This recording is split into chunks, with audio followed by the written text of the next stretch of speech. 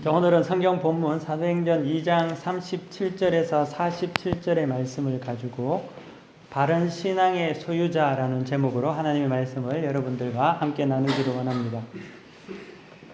사람들은 신앙생활이라는 것을 생각할 때에 2차원적인 것이라고 생각을 합니다. 이 말이 무슨 말이냐면요, 교회를 나오고 헌금을 하고 선한 일을 합니다. 이런 현상들을 보면 이내 사람들은 이것이 하나님을 잘 믿는 방법이라고 생각을 합니다. 그런 경향성이 있습니다. 하지만 이렇게 나타나는 어떤 일들, 현상을 가지고 바른 신앙을 가늠할 수 있는 가늠자는 되지 못한다는 거죠.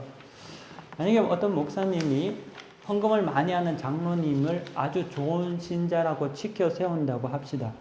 또 어떤 말씀을 굉장히 많이 하는 집사님, 또 기도를 많이 하는 권사님, 봉사를 많이 하는 성도를 참 신자라고 말한다고 합시다.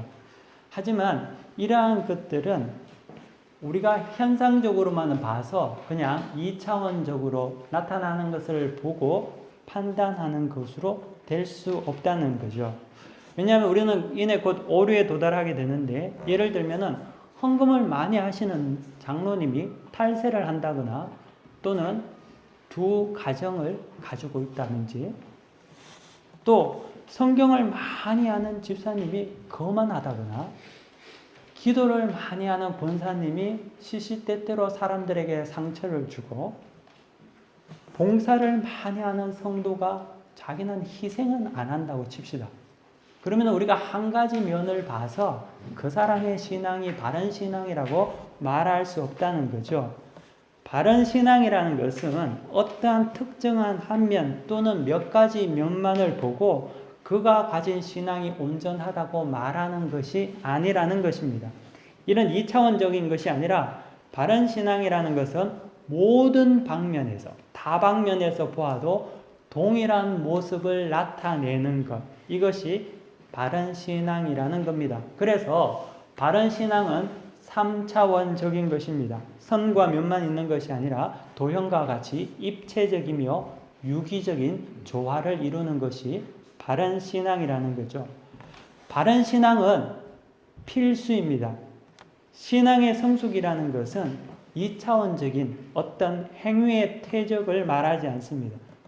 무엇인가 열심히 잘하는 무엇인가를 가지고, 예를 들면 기도를 많이 해, 말씀을 많이 봐, 봉사를 많이 해, 이걸 가지고 신앙생활 잘한다고 말하지 않는다는 거죠. 바른 신앙이 아닌 어떠한 형태의 어떠한 행위의 퇴적이라는 것은 그 알맹이가 없는 순간에는 무익한 것이 되고 아무 쓸모 없는 것이 되고 만다는 것입니다. 그래서 주님께서 우리에게 아주 정확한 말씀을 하셨는데요. 그게 뭐냐면 나더러 주여 주여 하는 자마다 다 천국을 못 간다고 하셨다는 거죠.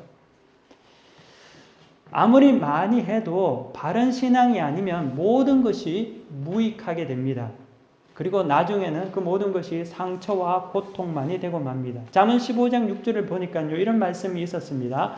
악인의 소득은 많으면 많을수록 고통의 빌미가 된다 라는 말이 있더라고요. 바르지 않으면 모든 것이 고통의 빌미가 되고 만다는 거죠. 상처가 되고 만다는 것입니다. 우리는 이것을 잘 기억해야 할 필요가 있습니다. 그러므로 사랑하는 성도 여러분, 우리는 바른 신앙을 가져야 합니다. 신앙의 성숙이라는 것은 모든 것이 온전하게 되는 과정을 말합니다.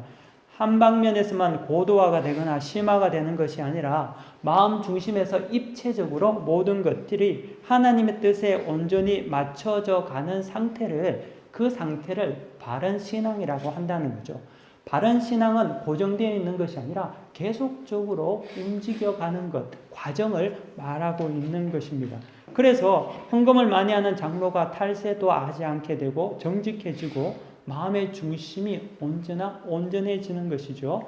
또 성경을 많이 하는 집사가 겸손해지는 거죠. 기도 많이 하는 권사가 또한 남을 위해서 섬기는 자가 되는 것입니다.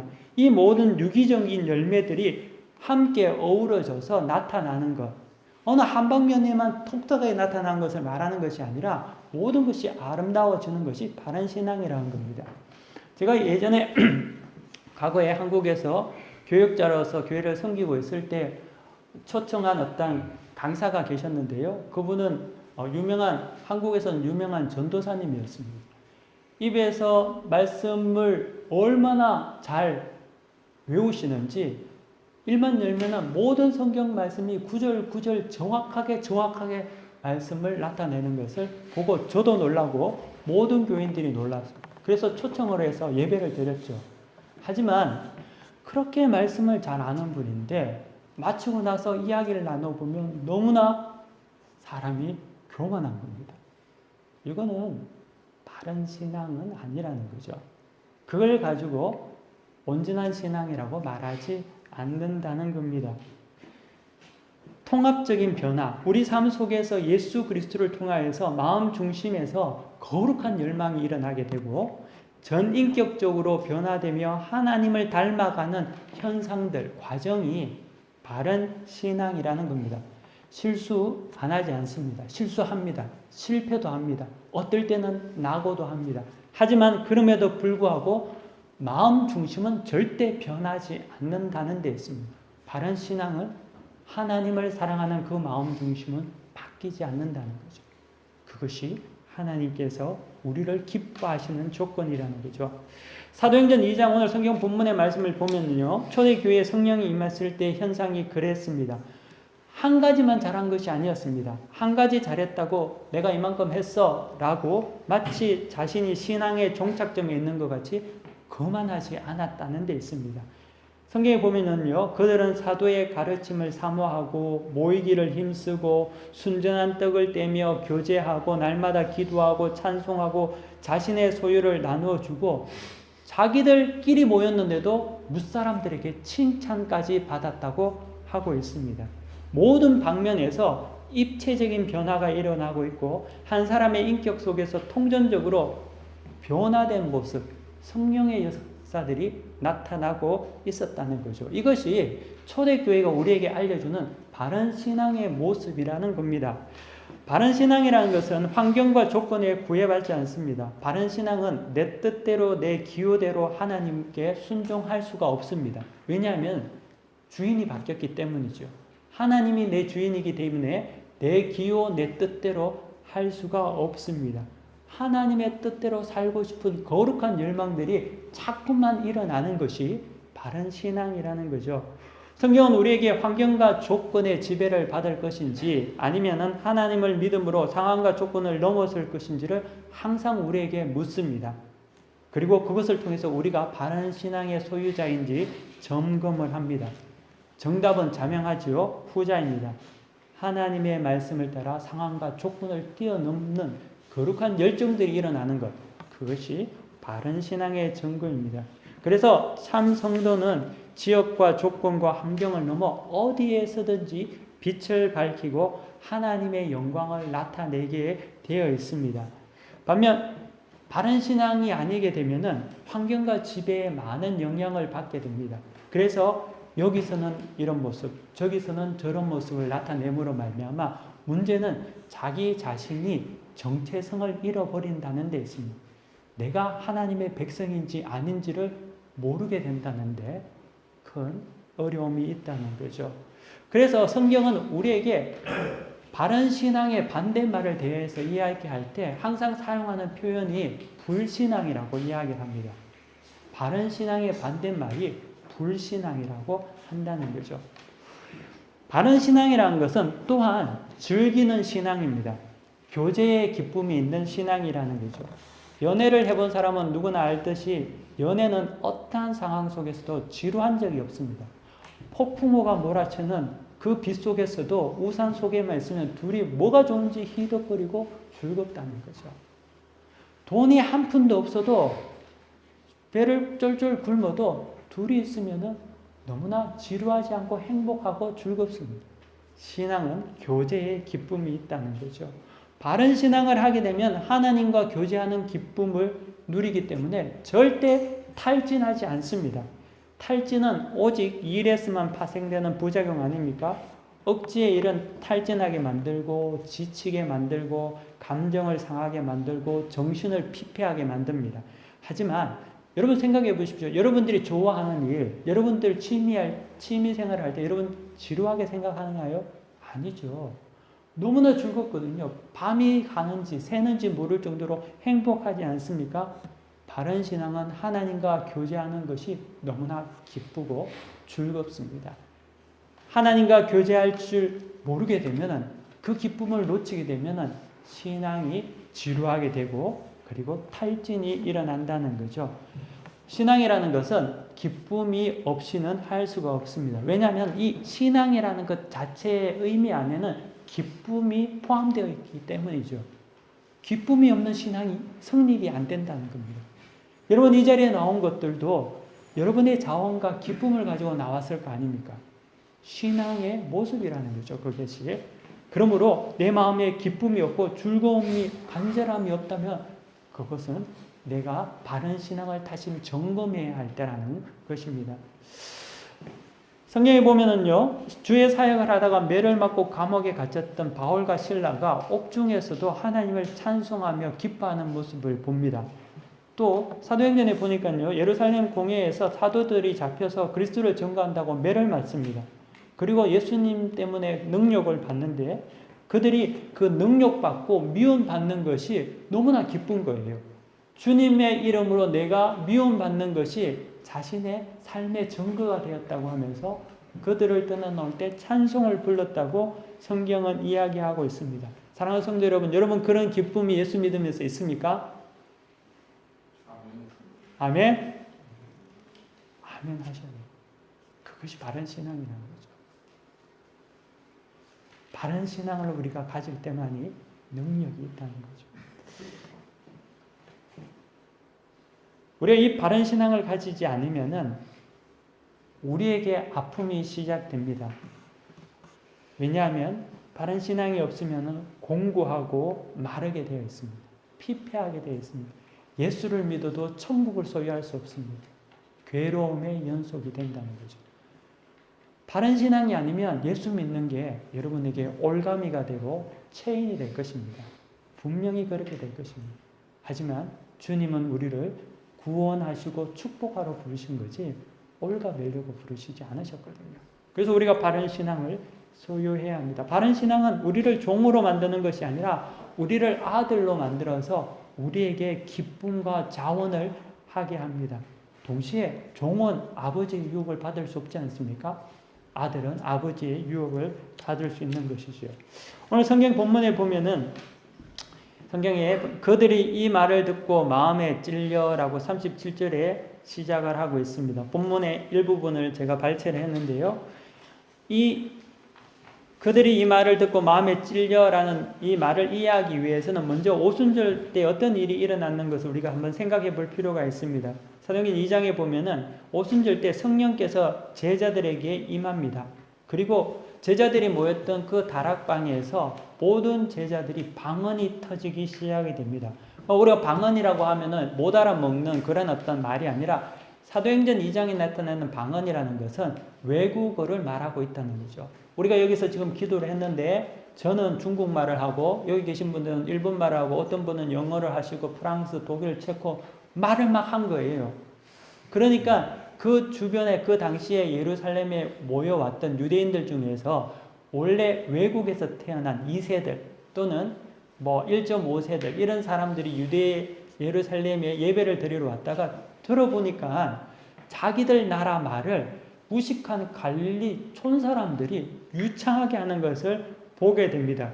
그러면서 이를 통해서 깜짝 놀라게 됩니다. 어떻게 이런 일들이 일어났는지 너무나 놀라고 모두가 경악을 하게 되는 거죠. 신비의 놀라움을 금하지 못하는 일이 생깁니다.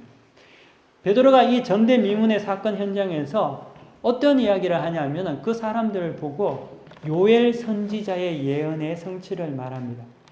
요엘 선지자가 어떤 말을 했냐면 하나님께서 마지막 때에 내 영을 모든 육체에게 부어주리니 너희 자녀들은 예언할 것이요 젊은이들은 환상을 보고 라는 말을 그들에게 전가하기 시작합니다. 그런데 그 당시에 있었던 유대인들은 그 방언의 역사를 보면서 그들은 지식적으로 요엘 선지자가 말한 내용은 알고 있었거든요. 젊은이들이 환상을 보고 그리고 하나님께서 성령을 부어주신다는 걸 알고 있었는데 그것이 정확하게 무엇인지는 잘 몰랐다는 겁니다. 근데 전혀 다른 말을 가지고 모든 사람들이 성령의 부음을 받아서 방언을 터지면서 말을 할 때 베드로가 요엘 선지자의 예언의 성취를 이야기할 때 그 사람들이 그곳에 모였던 많은 사람들이 그것을 이해하기 시작했다는 거죠. 복음은 사람을 이해하게 만든다는 거죠. 무엇이 무엇인지를 몰랐던 것을 복음을 통해서 하나님께서 성령을 통해서 깨닫게 하시고 하나님을 만나게 하셨다는 거죠.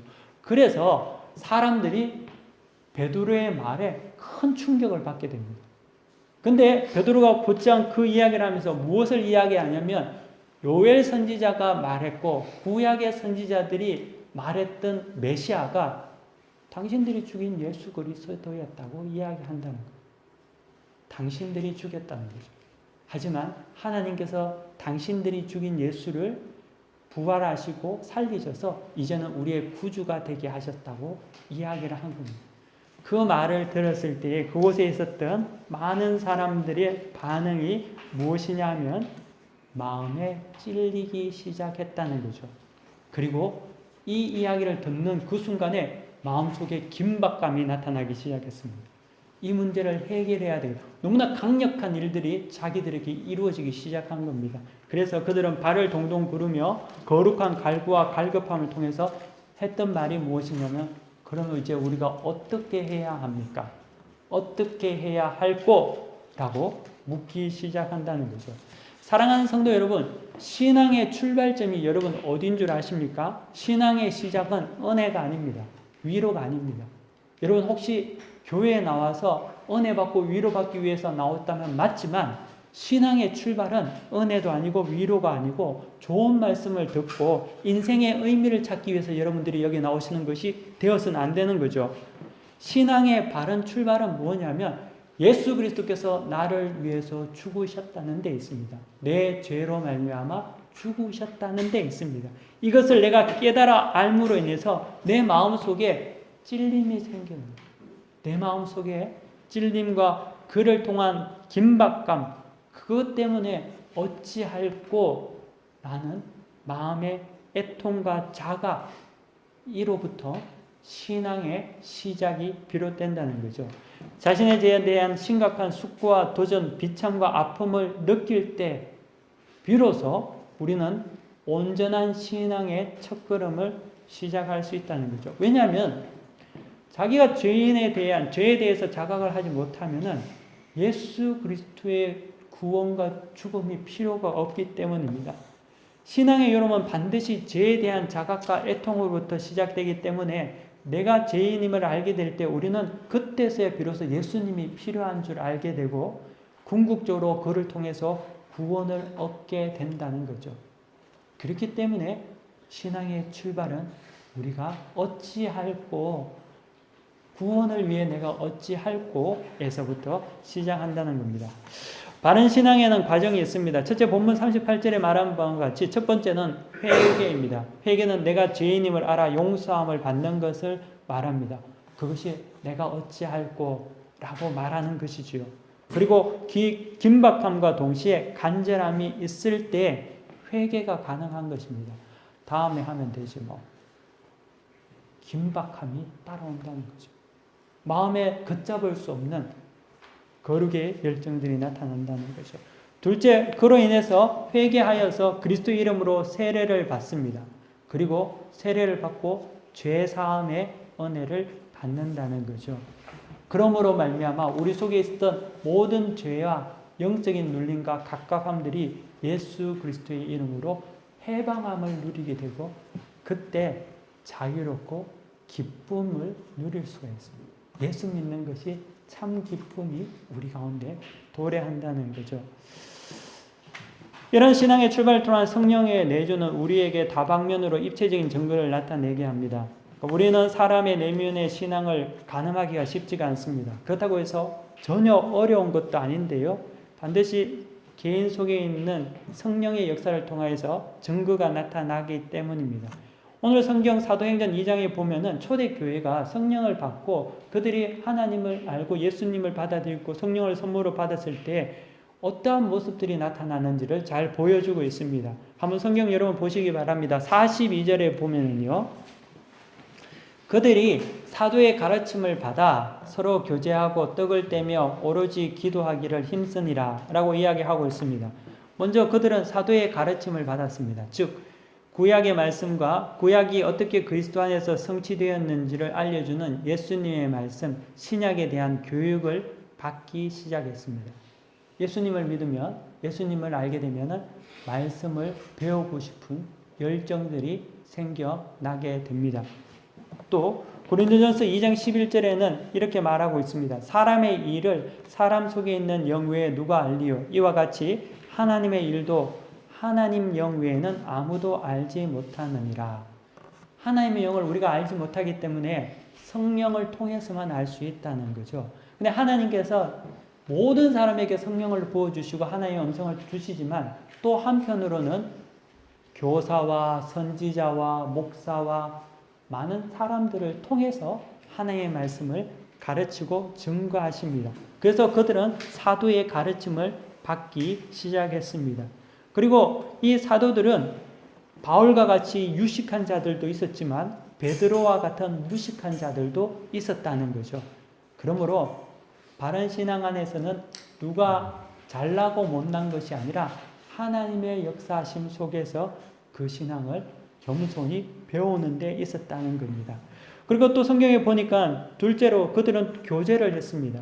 떡을 떼고 또 함께 먹고 함께 나누었습니다. 근데 이 교제라는 것은 여러분 잘 아시겠지만 요즘에는 교제란 말이 잘못 사용되면 좀 위험하지 않습니까? 뭐 원조 교제 이렇게 되면 의미가 확 달라지는데요. 그런 교제가 아니라 성경에서 말하는 교제라는 것은 주님과 교제했다는 것이죠. 그래서 소위 세상에서 말하는 뭐 사교 모임, 반상회, 동창회 이런 모임이 아니라 주님 안에서 교제하기 시작했다는 거죠. 그리스도를 기억하는 교제였습니다. 그래서 성만찬을 통하고 주님 안에서 거룩한 교제를 모두가 이루어 갔습니다. 하나님의 뜻을 나누고 서로가 위로하고 격려하고 세상에서 하나님의 뜻으로 살아갈 때 어렵고 힘들고 낙심되는 부분을 서로가 기도로 세워줬다는 거죠. 그것이 교제였다는 거죠. 돈 잘 버는 법 가르쳐주고 재테크하는 법을 가르치고 이것이 아니라 재테크 할 때 정직하게 하다가 안 될 때 위로해주고 하나님의 말씀으로 살다가 무시당할 때 격려해주고 이런 교제를 했다는 겁니다. 그를 통해서 하나님께서 길을 열어주시는 것을 경험하게 했다는 거죠. 그래서 기적과 이적이 일어났다는 겁니다. 세상적인 방법으로 가르쳐서 이적이 일어난 것이 아니라 말씀대로 살면서 손해보다가 그 가운데 하나님의 능력이 임하는 것을 경험하게 했다는 것이죠. 그것이 그들의 교제였다는 거죠. 그래서 그 교제 안에는 늘 중심에 주님이 있었습니다. 그래서 많은 이적들이 일어나고요. 또 서로 나누어주고 통용하기 시작했습니다. 근데 이 나누어주고 통용하게 하는 것은 내가 많이 가진 사람들이 많은 것을 자기 것을 좀 빼서 나누어주는 분배나 구제가 아니라 남아서 남에게 주는 도네이션이 아니고 초대교회의 나눔이라는 것은 내 것도 없는데 없는 내 것까지 남에게 주는 그러한 타인을 위해서 하는 희생의 모습이었다는 거죠. 이는 예수님의 사랑을 알지 못하면 절대 할 수 없다는 거죠. 도네이션이라는 것은 내가 가지고 있는 것 중에서 남는 것을 주고 나도 넉넉하게 사는 것을 도네이션이라고 하지 않습니까?